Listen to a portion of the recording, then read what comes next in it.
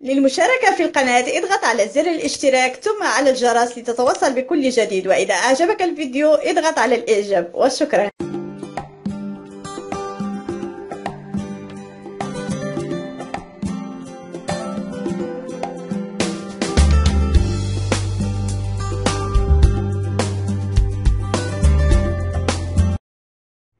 السلام عليكم، مرحبا بكم في قناة حلويات النجوم. اليوم ان شاء الله كيف كتشوفوا معنا نحضروا الميريندينا بالشوكولات بالكناش ديال الشوكولا الاسود، وايضا بالجنواز ديال الشوكولات اللي كيجي رائع بطريقه اللي هي سهله وبسيطه وكيجي لذيذ بزاف.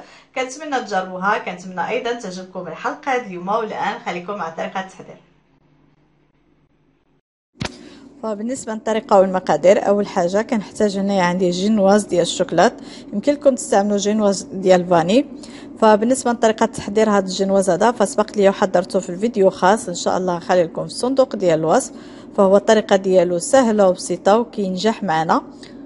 هنايا كناخذ الجينواز وكنحيد له هنايا عندي الورق ديال الزبده، وهنا من بعد ما قطعتهم على الشكل ديال الاشرطه دابا كنرجع كنقطعهم على شكل مستطيل بهذه الطريقه هذه، يعني كنقطعوا مع بعضيتهم. وبالنسبه للقياس ضروري كتاخذوا نتوما القياس اللي بغيتو، واش بغيتو ميريندينا يجيو كبارين اولا صغارين. انا هنايا مبقى مستمره تنكمل الجنواز اللي عندي كامل.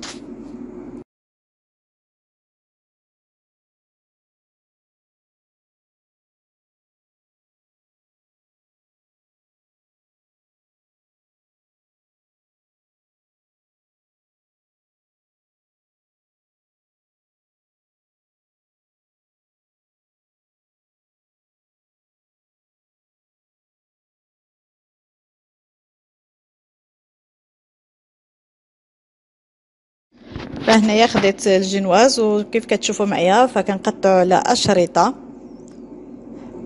فانا هنايا خدمت بجنواز كبير، هنا تقريبا عندي فيه 60 على 40، وهنايا نبقى نقطعهم على هذا الشكل هذا.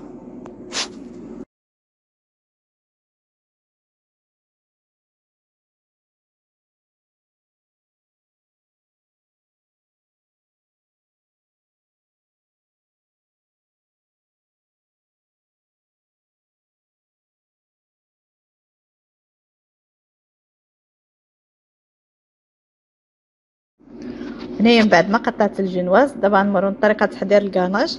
انا هنايا خديت واحد الاناء فوق البوطه على العافيه اللي كتكون مهيله، وضعت فيه 100 غرام ديال الحليب وغنخليه حتى يسخن مزيان.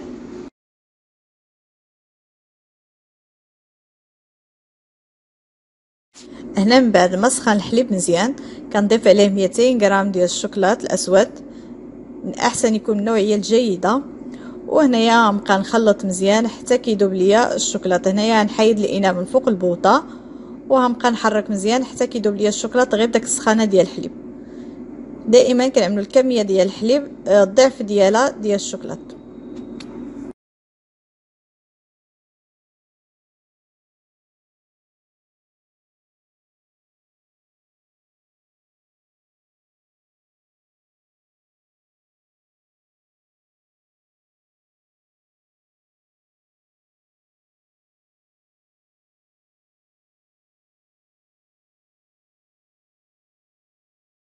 وهنايا من بعد ما داب ليا الشوكولاط مزيان دابا كنعملو في واحد الاناء،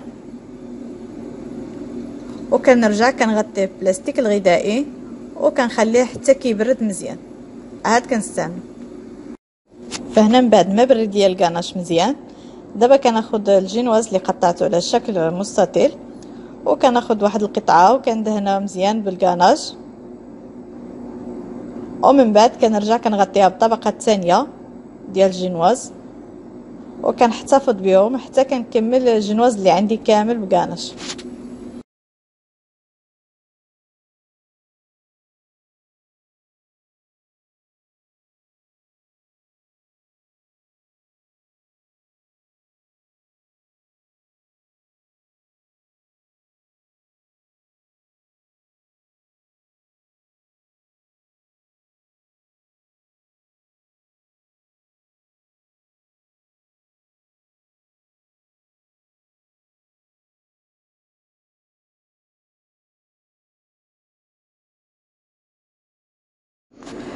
فهنا من بعد ما ساليت، فبالنسبه للتزيين كنحتاج الشوكولاط الاسود. هنايا غندوبو بالطريقه ديال الحمام مائي.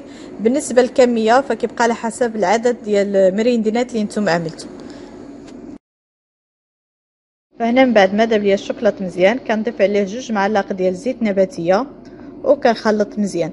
بالنسبه للشوكولاط عندي هنايا تقريبا 500 غرام ديال الشوكولاط. من احسن يكون من النوعيه الجيده باش كتجي مريندينا كتجي لذيذه بزاف. انا هنايا من بعد ما خلط الزيت مع الشوكولاط مزيان، دابا كناخذ المريندينا وكنعملها في الشوكولاط، يعني كنغطسها مزيان في الشوكولاط ومن بعد كنقطرها مزيان وكنعملها فوق واحد الصينيه اللي فيها الورق ديال الزبده. فبهذه الطريقه هذه كتجي سهله. وانا هنايا كيف كتشوفوا معايا فغنبقى مستمره حتى نكمل المريندينات اللي عندي كاملين انا نعمل لهم الشوكولاط الاسود.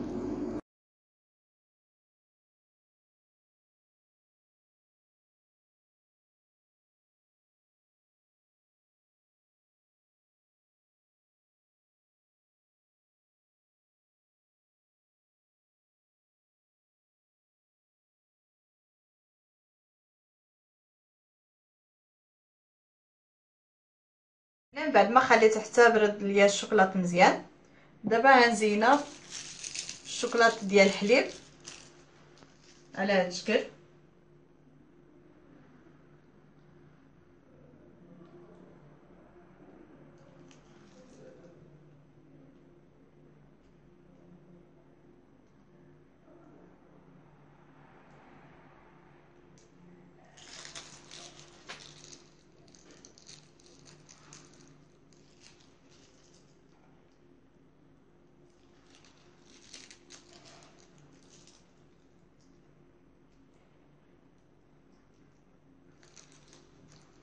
وهنايا كيف كتشوفوا معايا من بعد ما يبس الشوكولاط اللي زينت به، دابا نقطعوها.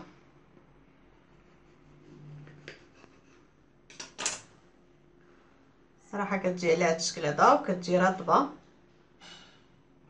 وكتجي لذيذه بزاف. كنتمنى تجربوها وكيف شفتوا معايا فكتجي على هذا الشكل هذا. كنقدموها وكنتمنى تكون عجبتكم الحلقه ديما، وما تنساوش تشاركوا الفيديوهات ديالنا مع الاصدقاء ديالكم. والان خليكم على خير، السلام عليكم.